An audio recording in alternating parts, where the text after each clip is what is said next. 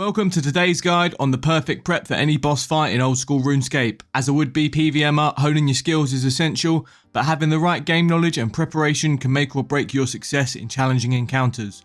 Whilst you can follow the standard setups from the wiki, tailoring your gear and strategy to your personal playstyle, stats and available equipment is the key to victory. Before diving into battle, it's crucial to know the boss's mechanics. Be prepared for movement requirements like dodging debris, fire and other general bad stuff. Prayer switches are also a frequent skill that must be utilised, so be aware of the different attack styles the boss can use, often represented by different animations as a warning or with different coloured projectiles. So now you've familiarised yourself with the fight and you've got a rough idea of the mechanics, what's next?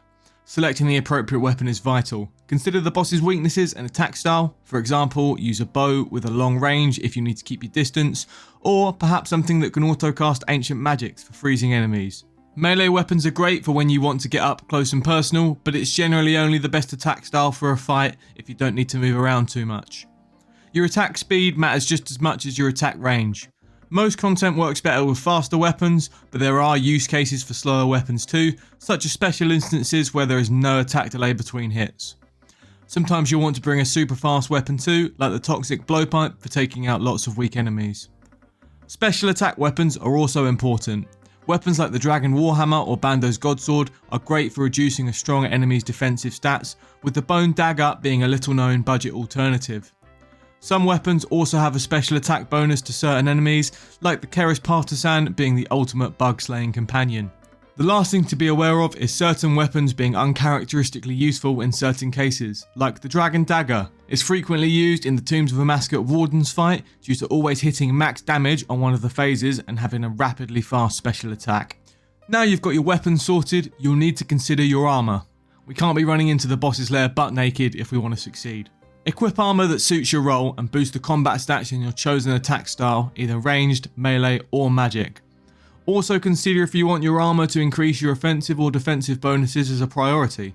Most of the time, the choice is going to be to boost your offensive stats, as in RuneScape, the quicker a boss dies, generally the less damage you'll take, and the less chance you have of dying. Some bosses require specific protection, like anti-dragonfire or venom protection, so you can bring any of the shields that protect against dragonfire, or the serpentine helm for venom protection to save inventory slots that would have been filled with potions to protect from and cure these effects.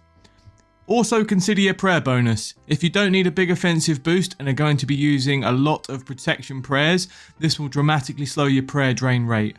Prosley armour is nice and cheap, but the new set from the Colosseum is best in slot, even if it does look super weird.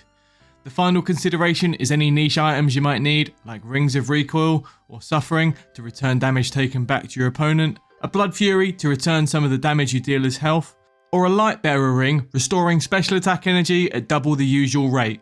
All of these can be game changing in the right situation. Bringing the two topics of armour and weapons together, some of them have combined set effects, like the gear from Barrows or Perilous Moons. They've all got a lot of great uses and a great gear to be aware of, but that's a topic for another video. Let me know in the comments below if you found any cool niche uses for these armour sets, especially the new stuff from Perilous Moons. And whilst you're down there, drop me a like and subscribe if you want to see more from the channel. We're pretty much there now. All of the wieldable slots are full, and maybe you've got a few armour and weapon switches in your inventory. But what's the final piece of the puzzle? Preparing your inventory wisely. For basic fights, bringing as much food as you can carry is usually more than enough. But as you get further into the game, you'll need to consider potions.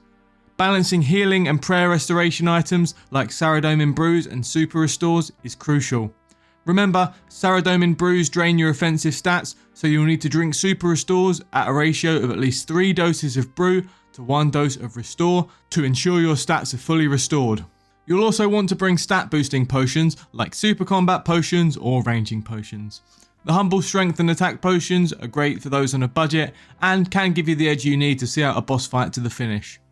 It's also important to anticipate boss specific needs, bring Stamina Potions for fights requiring a lot of movement, anti-poison or anti-venom potions to protect from poison and venom respectively, or one of the various types of anti-fire potions to protect from dragon's fire.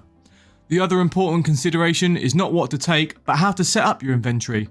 Try to keep armour and weapon switches grouped up nicely, and food and potions that you might want to consume at the same time near each other, and keep that emergency teleport in reach for when you need to hit the panic button.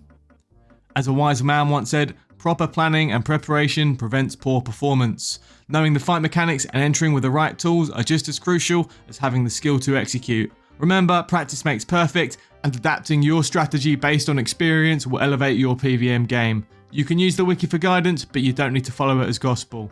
Thanks for tuning in, we'll see you next time.